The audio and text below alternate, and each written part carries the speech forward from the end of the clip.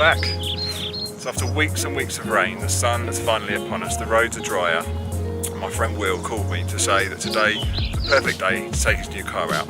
He just bought an Audi TTS, and today we thought it was a good idea to get both cars out, get the cameras out, get the drone up, and see what we thought of it. So let me take you around the car. One of the first things that I find striking about this is the colour. It's a lot lighter than my Jag, and even in the snow when we went and drove around the forests when he first got it, the colour just absolutely pops. It's in perfect condition, and there's some really lovely little sparkles in the paint, which I'm not sure you can see on the camera.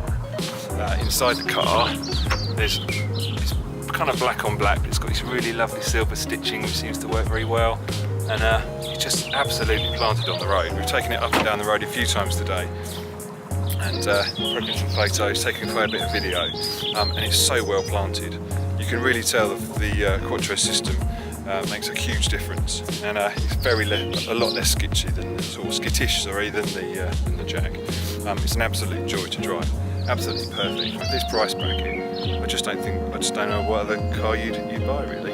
We're going to do quite a bit this year, I think, and hopefully you'll see it around the channel a little bit more.